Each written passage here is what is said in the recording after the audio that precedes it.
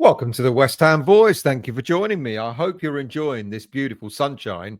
Do make the most of it because, a bank holiday's coming. And you know what happens when a bank holiday is here? The weather goes bad. And apparently, we've got another day or two of this. And of course, we're going to then see the weather getting colder. And so don't complain about it being too hot out there. Just go out and enjoy yourselves. Well, certainly after this video, of course.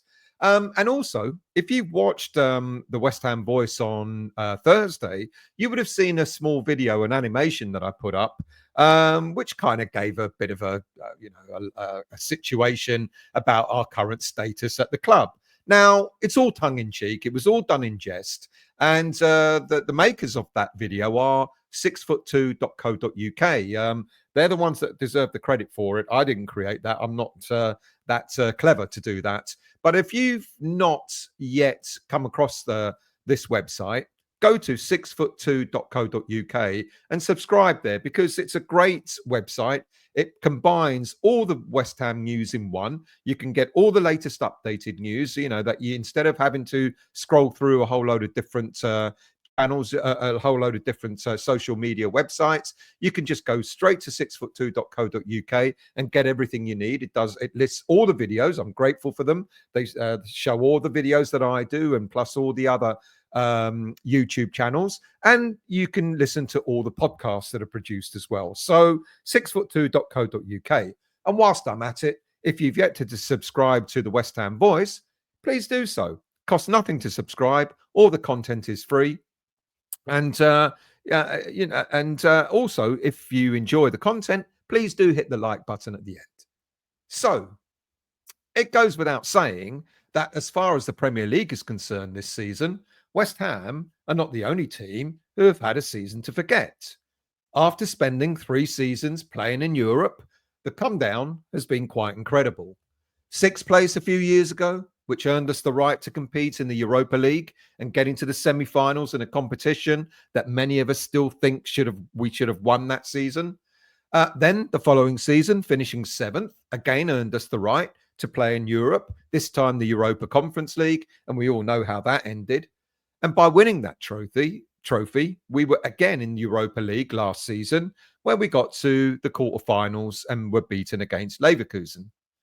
Now, for Spurs, where we finished 6th in the league, they finished 7th. Then in the 21-22 season, when we finished 7th, they qualified for Champions League, finishing 4th. And then in the season when we succeeded in Europe, but finished 14th, that was bettered by Spurs, but then they finished in 8th, but they were out of Europe. And then last season, a respectable 9th, given how bad the season was, Spurs were back in Europe again after finishing in 5th place. So it's been kind of level, sort of finishing high up in the league and getting into Europe, etc. It's been on a bit on a par. Now, they've marginally had the better of it in the Premier League over the past few seasons, but of course, we come away with a European trophy. But that can change with Spurs already having 1 foot in the final of the Europa League this season.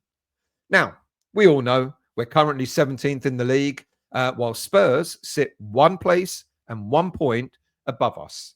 So it's been a crap season all round. We've had the highs, of Europe and finishing higher in the league, etc. But this season for both clubs, it's been pretty poor in the Premier League. So the game against Spurs this weekend is almost no longer a bragging right as to who's the more superior team. It's more about which team is going to be slightly less crap by the end of the season. Both teams have had their fair share of issues this season. For West Ham, we've had to deal with 3 different managers. I don't want to make them as excuses, but they're just facts.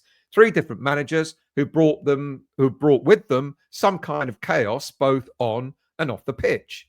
The oldest squad in the league, team falling out with the head coach in the background, players having to deal with 3 different types of coaching, 3 different types of tactics, 3 different types of systems, etc. It's been chaotic. Each manager has inherited or contributed towards an unbalanced squad, a squad of players who are good individually, but seem to have forgotten to play as a unit for a whole 90 minutes. Now, we've had to put up with bland football. It's not been appealing to the eye.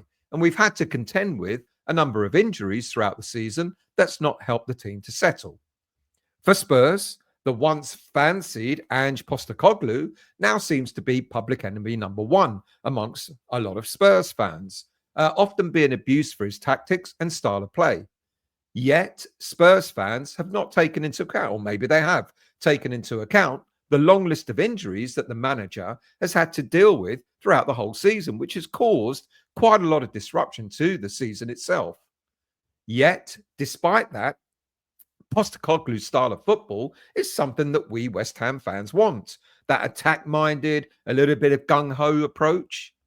Now, I do wonder how West Ham fans would be treating Postecoglou if he was our manager this season and we're still in 17th place, playing the style of football that he does. Apparently, we want really good football. We want pleasing football to the eye. But we also do want to be winning games, don't we?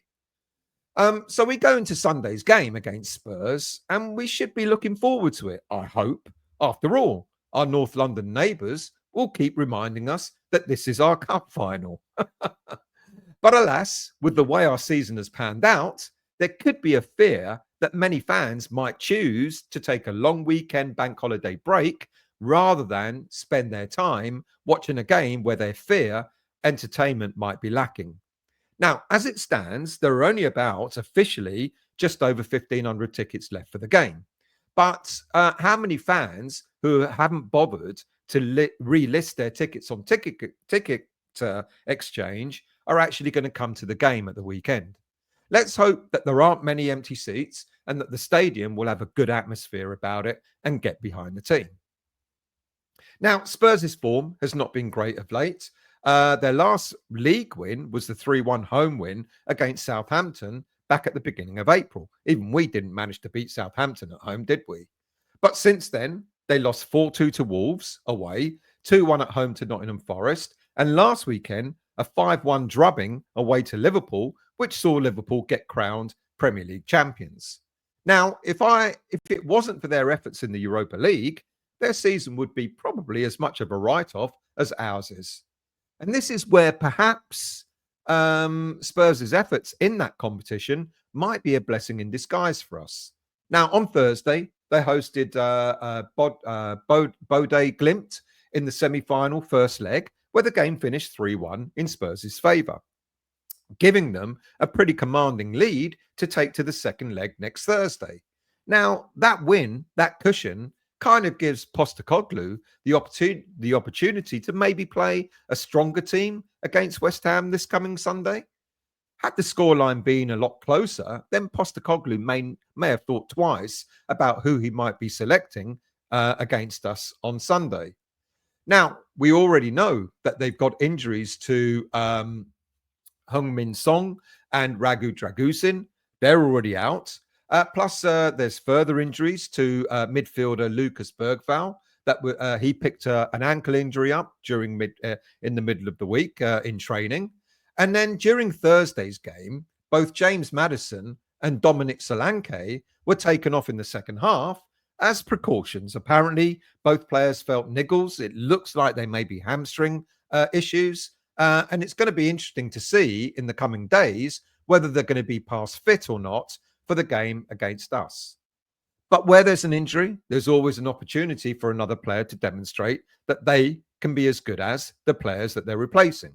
I guess we'll see. Now, one player who Postecoglou was hoping to not use on Thursday was Dejan Kulusevski.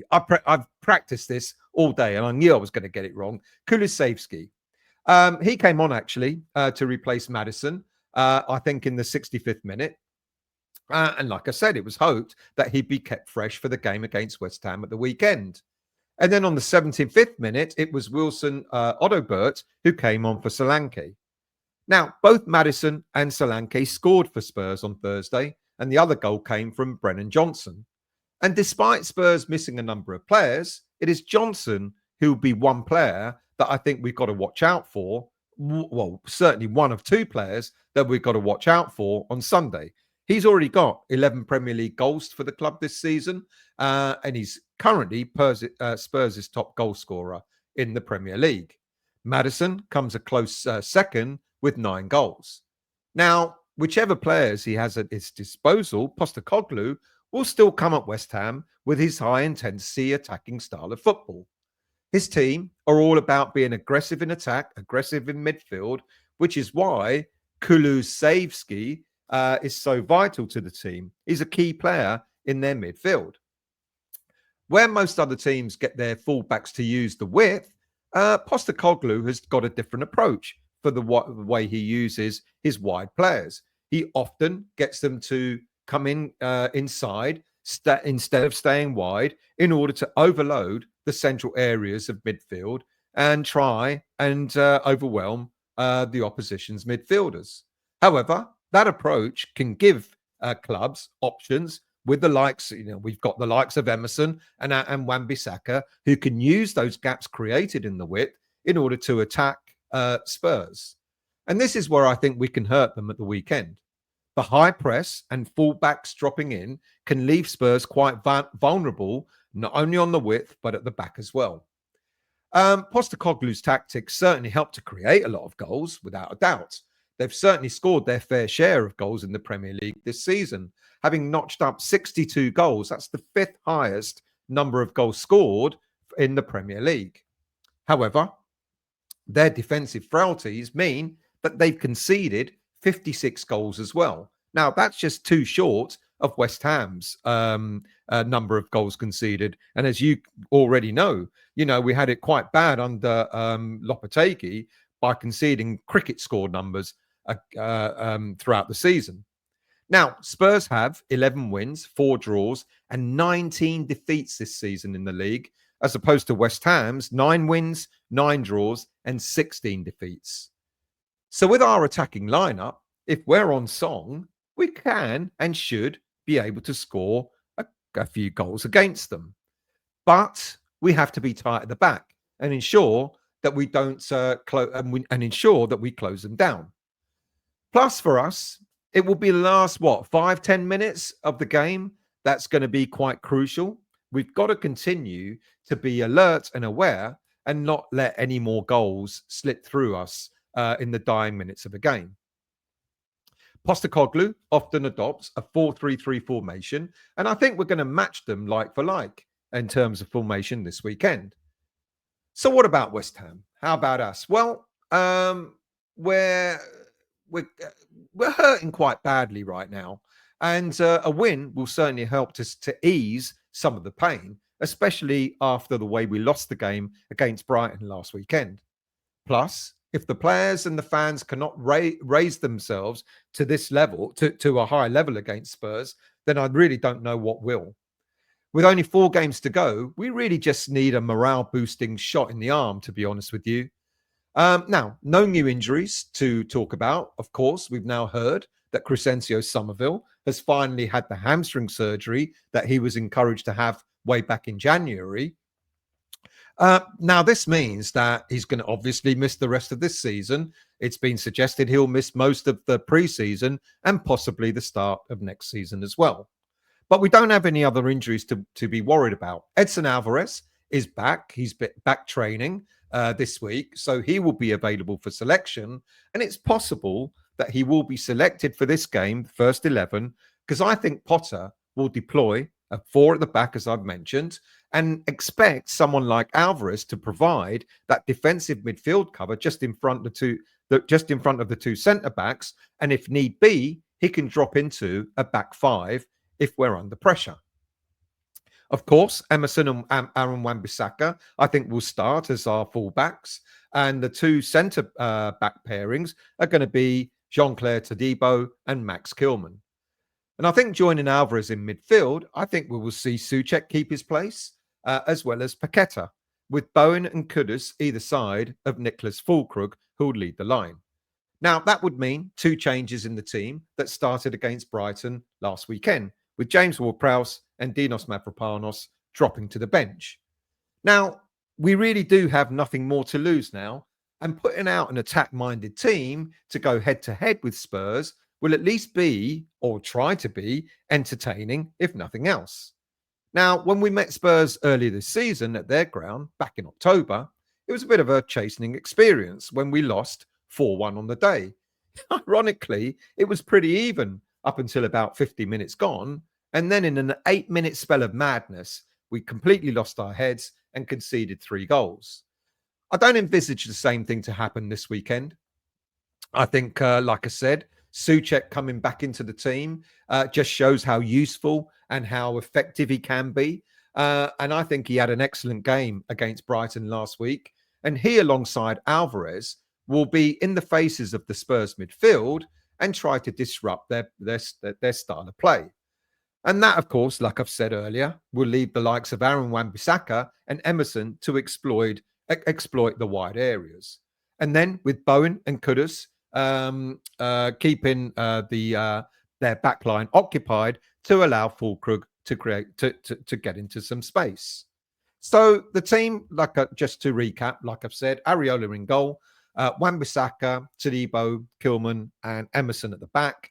A 3 midfield of Souček, Alvarez, and Paqueta, with a 3 up front of Bowen, Füllkrug, and Kudus. Look, you know what I'm like. I never predict a defeat, no matter how much the odds are against us, and I'm not going to predict one this time too. I can see an awful lot of goals being scored. I don't think we're going to stop Spurs from scoring, and I can see them getting 1, maybe even 2 goals. Now, in order for us to win, that means we're going to have to either win 2-1 or 3-2. And I'm going to go for an entertaining 3-2 win this coming weekend. It will be a temporary morale booster if we do that. And it is likely to only be papering over the cracks. If anything else, we still need major surgery on this squad next in the summertime. And I think that will happen. But look, let's just take one game at a time. 4 games to go. Let's try and see the last 2 games at the London Stadium, see them out in style. And why not start against Spurs this coming weekend? Thank you for listening. Thank you for watching. Do leave your comments. Tell me what you think about the game, what you think the lineup will be, and what you think the score will be. And I will see you all very soon.